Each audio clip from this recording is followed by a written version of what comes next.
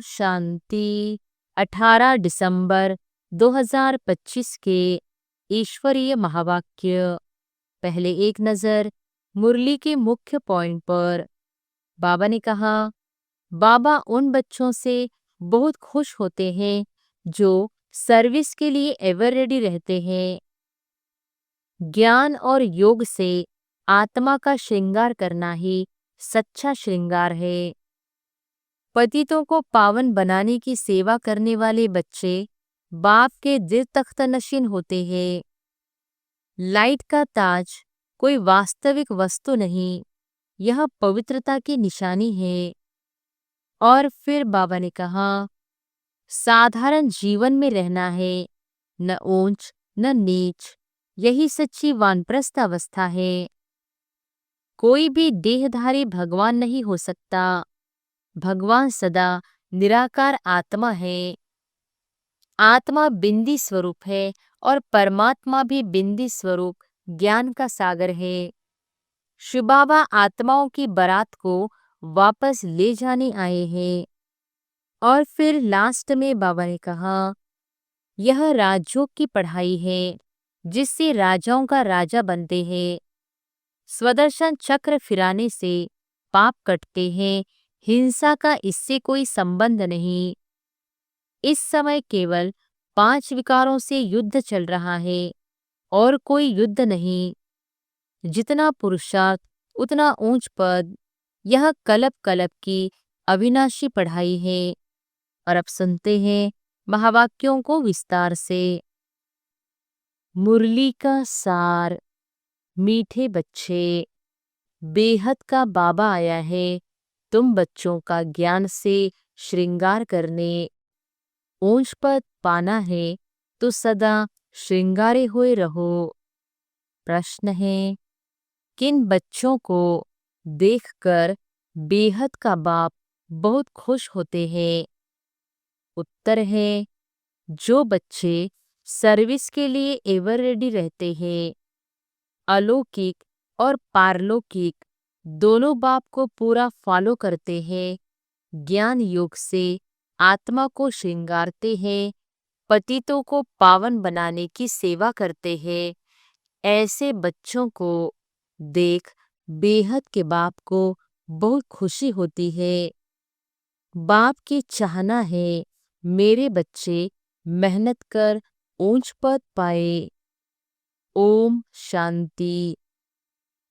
रूहानी बाप रूहानी बच्चों प्रति कहते हैं, मीठे मीठे बच्चों, जैसे लौकिक बाप को बच्चे प्यारे लगते हैं, वैसे बेहद के बाप को भी बेहद के बच्चे प्यारे लगते हैं।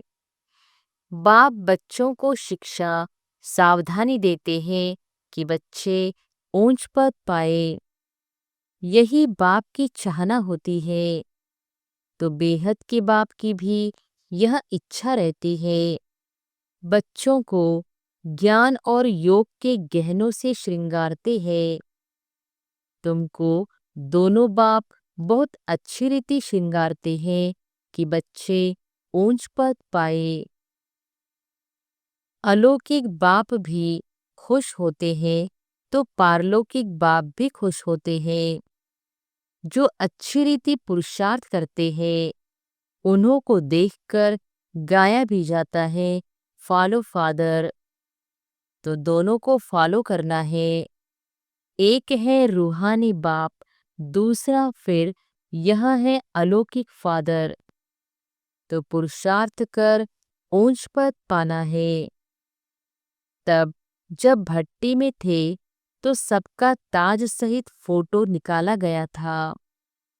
बाप ने तो समझाया है, लाइट का ताज कोई होता नहीं, यह एक निशानी है पवित्रता की जो सबको देते हैं। ऐसे नहीं कोई सफेद लाइट का ताज होता है, यह पवित्रता की निशानी समझाई जाती है। पहले पहले तुम रहते हो सतयुग में, तुम ही थे ना। बाप भी कहते हैं, आत्माएं और परमात्मा अलग रहे बहुकाल, तुम बच्चे ही पहले पहले आते हो, फिर पहले तुमको ही जाना है। मुक्तिधाम के गेट्स भी तुमको खोलने हैं। तुम बच्चों को बाप श्रृंगारते हैं। पियर घर में वनवाह में रहते हैं।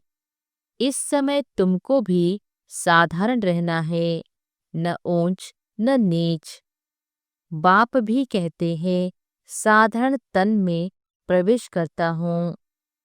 कोई भी देहधारी को भगवान कह नहीं सकते। मनुष्य मनुष्य की सद्गति कर नहीं सकते। सद्गति तो गुरु ही करते हैं।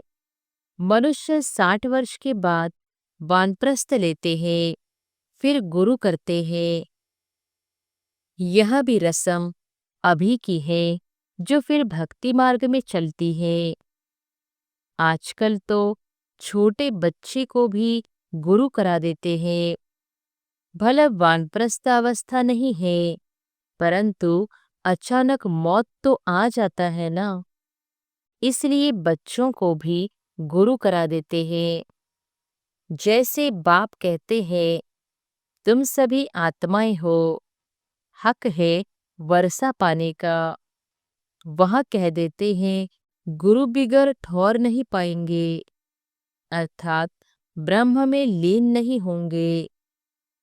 तुमको तो लीन नहीं होना है। यह भक्ति मार्ग के अक्षर है। आत्मा तो स्टार मिसल बिंदी है। बाप भी बिंदी ही है। उस बिंदी को ही ज्ञान सागर कहा जाता है।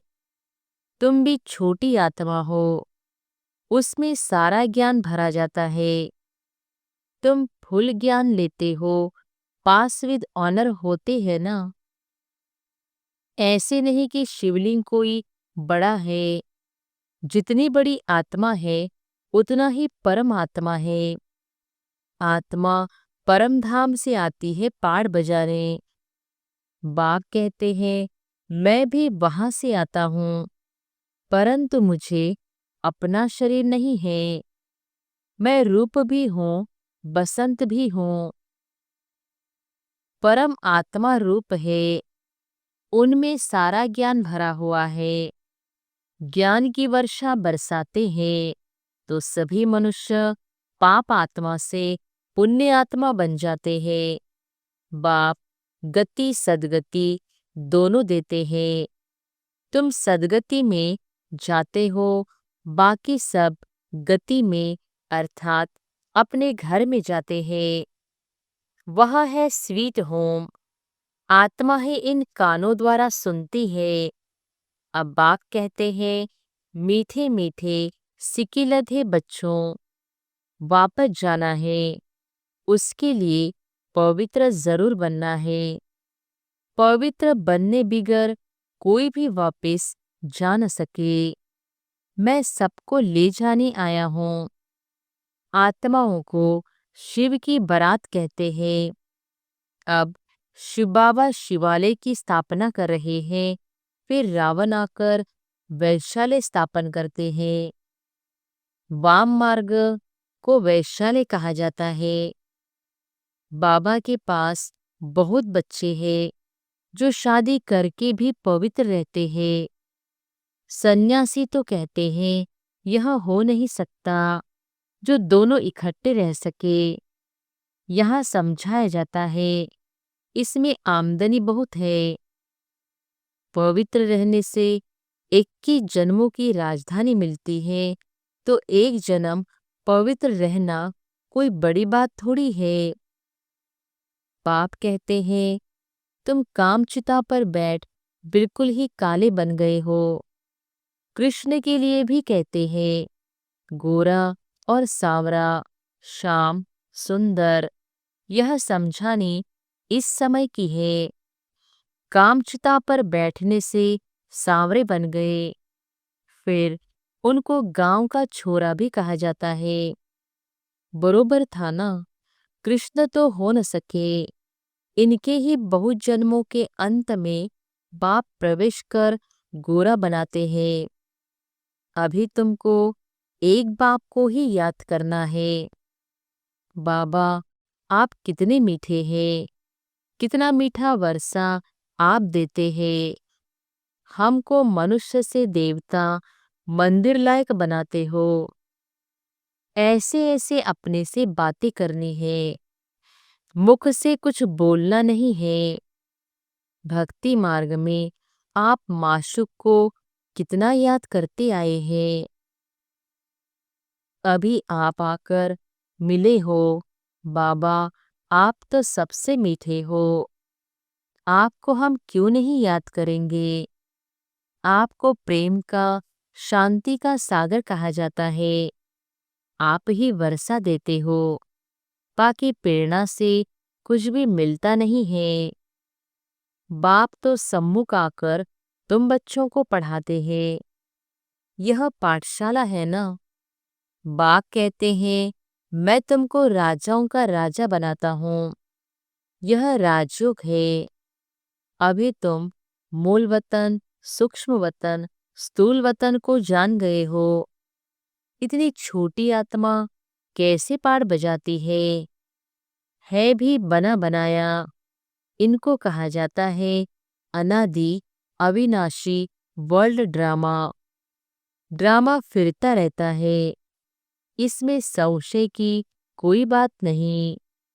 बाप सृष्टि के आदि मध्य अंत का राज समझाते हैं। तुम स्वदर्शन चक्रधारी हो। तुम्हारी बुद्धि में सारा चक्र फिरता रहता है, तो उससे तुम्हारे पाप कट जाते हैं। बाकी कृष्ण ने कोई स्वदर्शन चक्र चलाकर हिंसा नहीं की। वहां तो न लड़ाई की हिंसा होती, न काम कटारी की चलती है। डबल अहिंसक होते हैं। इस समय तुम्हारी 5 विकारों से युद्ध चलती है, बाकी और कोई युद्ध की बात ही नहीं। अब बाप है ऊंचते ऊंच, फिर ऊंचते ऊंच यह वर्षा, लक्ष्मी नारायण इन जैसा ऊंच बनना है। जितना तुम पुरुषार्थ करेंगे उतना ऊंच पद पाएंगे। कलप कलप वही तुम्हारी पढ़ाई रहेगी। अभी अच्छा पुरुषार्थ किया तो कलप कलप करते रहेंगे। जिस्मानी पढ़ाई से इतना पद नहीं मिल सकता जितना रूहानी पढ़ाई से मिलता है। ऊंचते ऊंच यह लक्ष्मी नारायण बनते हैं।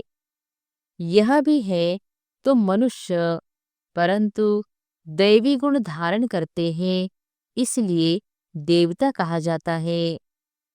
बाकी 8-10 भुजाओं वाले कोई है नहीं। भक्ति में दीदार होता है तो बहुत रोते हैं। दुख में आकर बहुत आंसू बहाते हैं। यहाँ तो बाप कहते हैं, आंसू आया तो फेल, अम्मा मरे तो हलवा खाओ। आजकल तो बॉम्बे में भी कोई बीमार पड़ते व मरते हैं तो बीके को बुलाते हैं कि आकर शांति दो। तुम समझाते हो आत्मा ने एक शरीर छोड़ दूसरा लिया, इसमें तुम्हारा क्या जाता, रोने से क्या फायदा। कहते हैं इनको काल खा गया। ऐसी कोई चीज है नहीं। यह तो आत्मा आप पे ही एक शरीर छोड़ जाती है, अपने समय पर शरीर छोड़ भागती है। बाकी काल कोई चीज नहीं है। सतयुग में गर्भ महल होता है, सजा की बात ही नहीं। वहां तुम्हारे कर्म अकर्म हो जाते हैं। माया ही नहीं जो विकर्म हो। तुम विक्रमाजीत बनते हो। पहले पहले विक्रमाजीत संवत चलता है, फिर भक्ति मार्ग शुरू होता है तो विक्रम संवत शुरू होता है। इस समय जो विक्रम किए हैं उन पर जीत पाते हो। नाम रखा जाता है विक्रमाजीत। फिर द्वापर में विक्रम राजा हो जाता।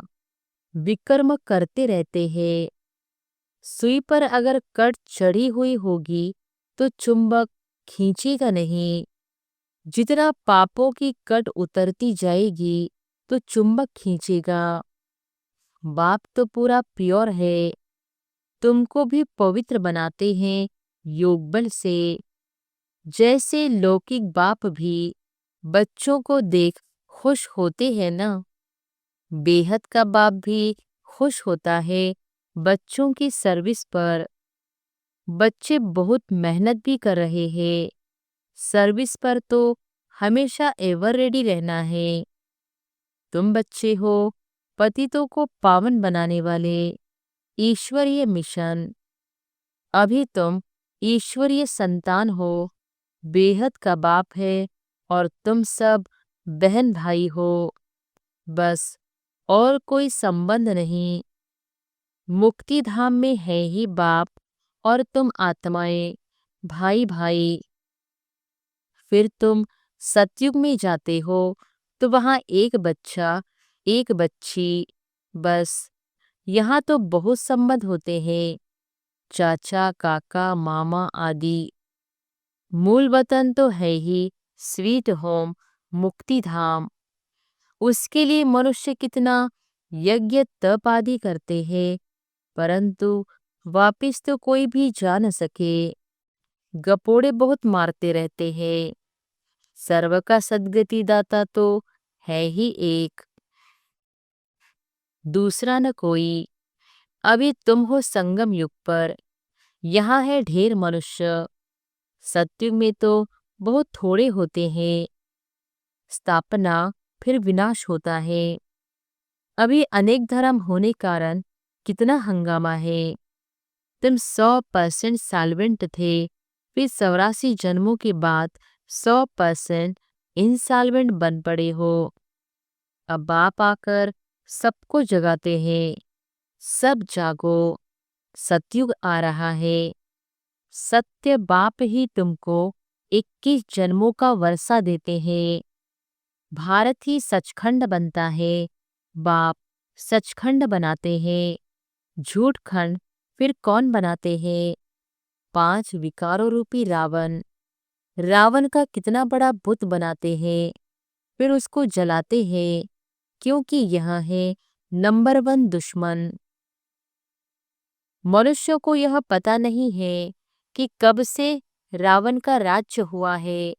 बाप समझाते हैं आधा कल्प है राम राज्य, आधा कल्प है रावण राज्य। बाकी रावण कोई मनुष्य नहीं है जिसको मारना है। इस समय सारी दुनिया पर रावण राज्य है। बाप आकर राम राज्य स्थापन करते हैं, फिर जय जयकार हो जाती है। वहां सदैव खुशी रहती है, वह है ही सुखधाम। इनको कहा जाता है पुरुषोत्तम संगम योग। बाप कहते हैं इस पुरुषार्थ से तुम यह बनने वाले हो। तुम्हारे चित्र भी बनाए थे, बहुत आए, फिर सुनंती, कथंती, भागंती हो गए। बाप आकर तुम बच्चों को बहुत प्यार से समझाते हैं। बाप टीचर प्यार करते हैं, गुरु भी प्यार करते हैं। सद्गुरु का निंदक ठौर न पाए। तुम्हारी एम ऑब्जेक्ट सामने खड़ी है। उन गुरुओं के पास तो एम ऑब्जेक्ट कोई होती नहीं। वह कोई पढ़ाई नहीं है, यह तो पढ़ाई है। इनको कहा जाता है यूनिवर्सिटी कम हॉस्पिटल, जिससे तुम एवर हेल्दी वेल्दी बनते हो। यहाँ तो है ही झूठ, गाते भी हैं झूठी काया। सतयुग है सचखंड, वहां तो हीरे जवाहरातों के महल होते हैं। सोमनाथ का मंदिर भी भक्ति मार्ग में बनाया है। कितना धन था जो फिर मुसलमानों ने आकर लूटा। बड़ी बड़ी मस्जिदें बनाई। बाप तुमको कारून का खजाना देते हैं। शुरू से ही तुमको सब साक्षात्कार कराते आए हैं। अल्लाह अव्वल दिन बाबा है ना, पहला पहला धर्म स्थापन करते हैं। वह है रिटिज्म। जो धर्म नहीं है वह फिर से स्थापन होता है।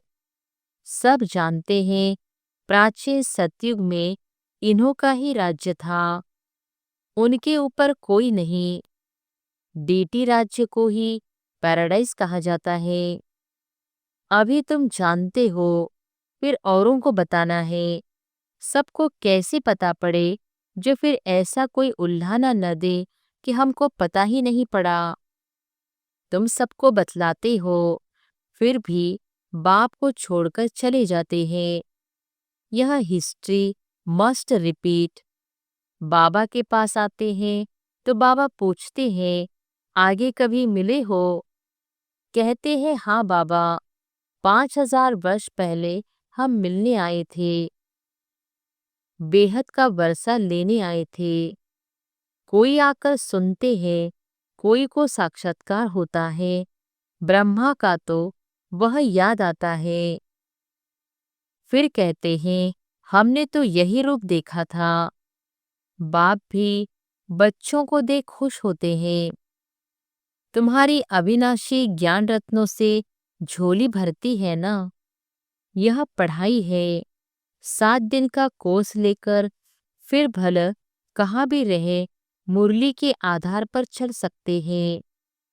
7 दिन में इतना समझाएंगे जो फिर मुरली को समझ सकेंगे। बाप तो बच्चों को सब राज अच्छी रीति समझाते रहते हैं। अच्छा, मीठे मीठे सिकिलधे बच्चों प्रति माता पिता बाप दादा का याद प्यार और गुड मॉर्निंग। रूहानी बाप की रूहानी बच्चों को नमस्ते। धारणा के लिए मुख्य सार। पहली पॉइंट, स्वदर्शन चक्र फिराते पापों को भस्म करना है।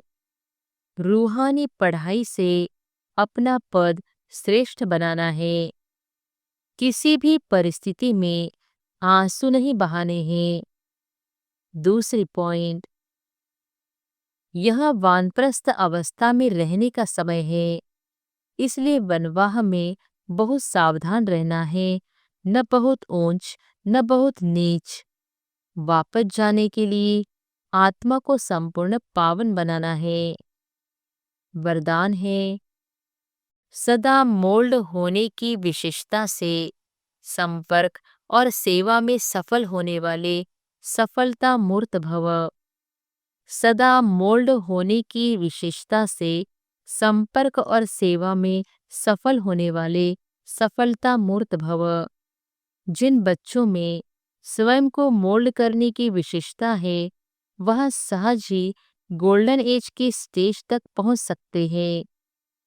जैसा समय जैसे सरकमंटाश हो, उसी प्रमाण अपनी धारणाओं को प्रत्यक्ष करने के लिए मोल्ड होना पड़ता है। मोल्ड होने वाले ही रियल गोल्ड है। जैसे साकार बाप की विशेषता देखी, जैसा समय जैसा व्यक्ति वैसा रूप, ऐसे फॉलो फादर करो तो सेवा और संपर्क सब में सहज ही सफलता मूर्त बन जाएंगे। स्लोगन है, जहाँ सर्व शक्तियाँ हैं वहाँ निर्विघ्न सफलता साथ है। जहाँ सर्व शक्तियाँ हैं वहाँ निर्विघ्न सफलता साथ है। अव्यक्त इशारे। अब संपन्न व कर्मातीत बनने की धुन लगाओ। जैसे साकार में आने जाने की सहज प्रैक्टिस हो गई है, वैसे आत्मा को अपनी कर्मातीत अवस्था में रहने की भी प्रैक्टिस हो। अभी अभी कर्मयोगी बन कर्म में आना, कर्म समाप्त हुआ फिर कर्मातीत अवस्था में रहना, इसका अनुभव सहज होता जाए। सदा लक्ष्य रहे कि कर्मातीत अवस्था में रहना है। निमित्त मात्र कर्म करने के लिए कर्मयोगी बने, फिर कर्मातीत। अच्छा, ओम शांति।